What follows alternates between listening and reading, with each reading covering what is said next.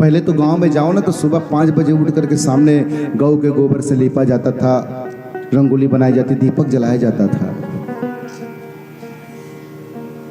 आज जाओ,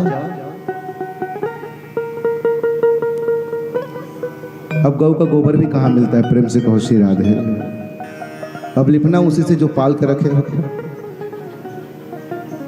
क्योंकि गाय कौन पालता है?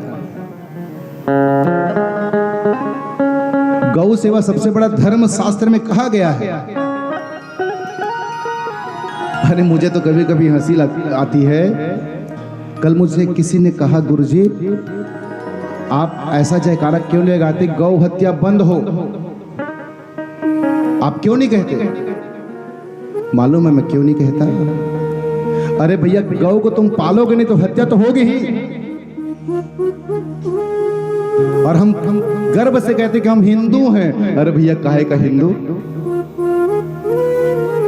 मैं तो कहता हूं भागवत व्यासपीठ से, जिसने गौ नहीं पाला वो हिंदू ही नहीं है। प्रेम से कहो श्री राधे।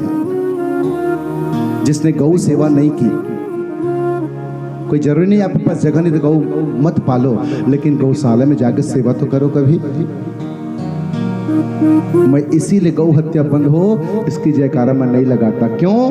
क्योंकि आप कितना जयकारा लगा लो, गौ हत्या होगी। क्यों? हम पालते नहीं गौ को।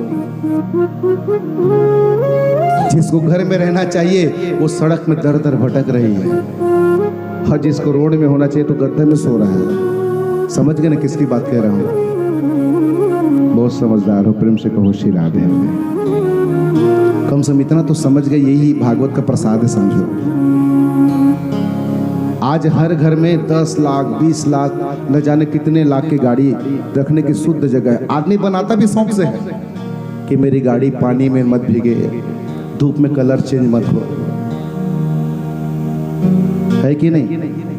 लेकिन उसके पास एक तो गौ माता रखने की जगह नहीं है। अरे शास्त्र कहता है कि जहां गौ से, हर हमारा धर्म संस्कृति कहता है कि जहां जहां शुभ पूजन पाठ धर्म कर्म हो, सबसे पहले उस स्थान को गौ के गोबर से लीपा जाता है। अब भगवान ने गौ माता को वरदान भी दिया, जब तक तेरे गौ के गोबर से लीपन न होगा मैं वहां खड़ा होने वाला नहीं हूं। अरे गौ का गोबर कौन है मालूम है? साक्षात लक्ष्मी है। शायद आपने सुना होगा कथा। जब गौ माता ने सारे देवी देवताओं को अपने शरीर में स्थान दिया तो लक्ष्मी माता कहीं कुछ कार्य में इतनी व्यस्त हो गई कि विलंब हो गया उनको आने में। और गौ माता के पास गई तो गौ माता ने कहा कि लक्ष्मी माता अब तो कोई जगह ही नहीं, सब देवता ने कैप्चर कर लिया है, कब्जा कर लिया है, अब तो कोई जगह नहीं है आपके लिए।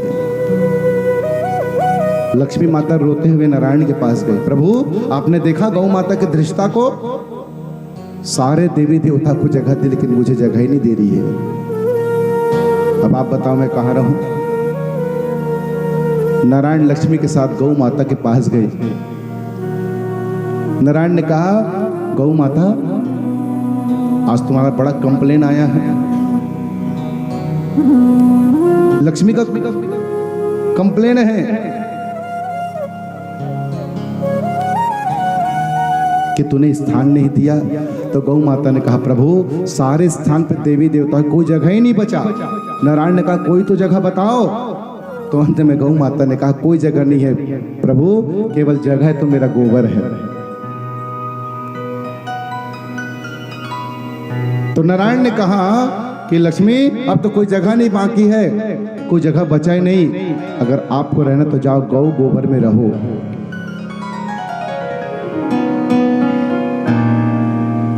लक्ष्मी ने कहा प्रभु आप जहां बोलो रहूंगी। प्रभु की बात, लक्ष्मी मैया ना नारायण की बात तो कभी नहीं टालती थी, कभी किसी चीज के लिए झगड़ा नहीं करती थी, मना नहीं करती थी, क्योंकि लक्ष्मी साक्षात धर्म परायण है, धर्म है। और इसीलिए हर पत्नी का कर्तव्य है कि पति की बातों को न टाले। लक्ष्मी ने कहा प्रभु आप जैसी आज्ञा दे, जहां रखें, जहां ले चलोगे वहीं मैं चलूंगा, और जहां रख दोगे मैं वहीं रहूंगा। लक्ष्मी ने गौ पे वास किया तो नारायण ने कह दिया कि मैं आज ये घोषणा करता हूं कि जहां जहां मेरा यज्ञ पूजा पाठ होगा, जब तक गौ के गोबर से वहां लेपन नहीं किया जाएगा, मैं वहां कदापि खड़ा नहीं होऊंगा। तो लक्ष्मी को वरदान है, गोबर का वरदान है। तो मैं निवेदन कर रहा था कि मैं गौ हत्या बंद करो, इसीलिए मैं घोषणा ये नहीं कराता, लेकिन कराना चाहिए। मैंने सिर्फ इसलिए इसकी घोषणा मैं नहीं करता, जयकारा नहीं कराता, जिस दिन मुझे लगेगा कि हाँ गौ की सेवा हर घर में हो रही है, अब गौ हत्या बंद होगी। मालूम है आपको गौ हत्या कब बंद होगी? कौन कौन चाहता है कि गौ हत्या बंद हो? चाहते हो ना?